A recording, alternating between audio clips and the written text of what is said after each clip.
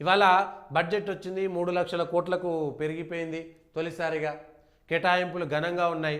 అయితే ఈ కేటాయింపులన్నీ ఖర్చు అవ్వట్లేదన్నటువంటి విషయాన్ని 6 గ్యారంటీలకు 56,000 కోట్లు, గత బడ్జెట్లో 49,000 కోట్లే, ఈసారి 56,000 కోట్ల రూపాయలు పెట్టారు. అంటే 6 గ్యారంటీలను అమలు చేస్తున్నది ప్రభుత్వం అని చెప్పింది.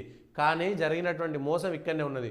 ఖర్చు చేసింది పోయినసారి 24,948, అంటే 50,000 కోట్లు పెడితే 25,000 కోట్లు, అంటే పెట్టిన దాంట్లో 50% మాత్రమే ఖర్చు చేసిరు. అంటే 50% మోసం చేసినట్టా కాదా?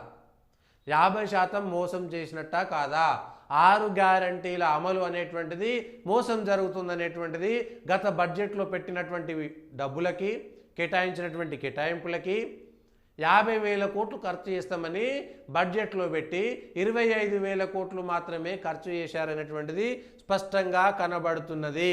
మీరు ఇచ్చినటువంటి 6 గ్యారంటీల అమలు విషయంలో మహిళలకి ప్రతి నెల 2,500 కేటాయింపు జరగలేదు. రైతులకు, కౌలు రైతులకు 15,000కు సంబంధించిన కేటాయింపు జరగలేదు. వ్యవసాయ కూలీలకు కేటాయింపు జరగలేదు.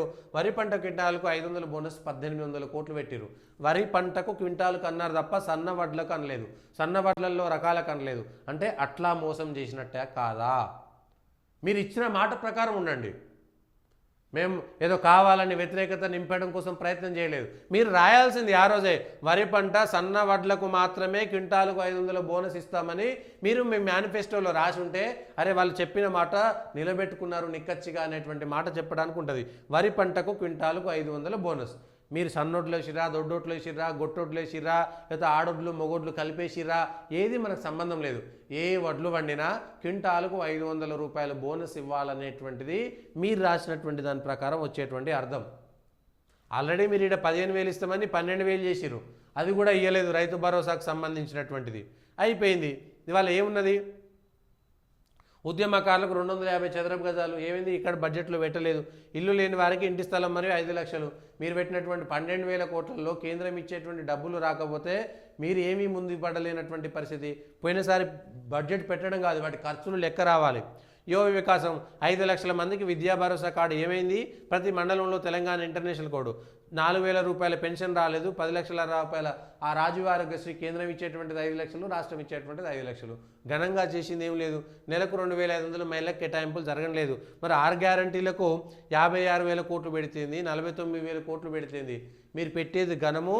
అంటే మీరు 3,04,000 కోట్ల 96,000, 3,04,965 కోట్ల మీరు ప్రతిపాదనలు చేస్తే మీరు ఖర్చు ఎంత పెడుతున్నారు ఓవరాల్గా?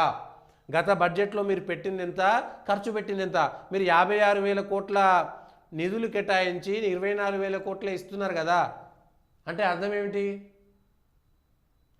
బడ్జెట్ అంతా కూడా పుట్టి హాంబక్ అనేటువంటిది అర్థమైపోతుంది కదా. కేవలం అంకెల గారిడిగా ఇది పెడతాం, అది పెడతామని చెప్పేసి మేము అన్నీ పెడతామని రైతులకు సంబంధించినటువంటి రైతు భరోసా ప్రతి ఒక్కరికి ఇస్తున్నారు. రైతు రుణమాఫీ ప్రతి ఒక్కరికి ఇస్తున్నారు. ఆ తర్వాత మీరు నిబంధనలు పెట్టారు. ఇక్కడే ప్రజల్లో కోపం ఉన్నది. రైతు భరోసా రాకపోవడంతో కోపం ఉన్నది. మేము పెట్టము, కేసీఆర్ పెట్టిండు, తప్పు చేసిండు, మేము పెట్టమని చెప్పాలి. మీరు ఇవాళ దళిత బంధు పెట్టమని చెప్పినా కూడా ప్రజలు ఓట్లేసారు కదా. దళిత బంధు ఇస్తామని ఎవరు చెప్పలే కదా. చెప్పకపోయినా ఓట్లేసారు.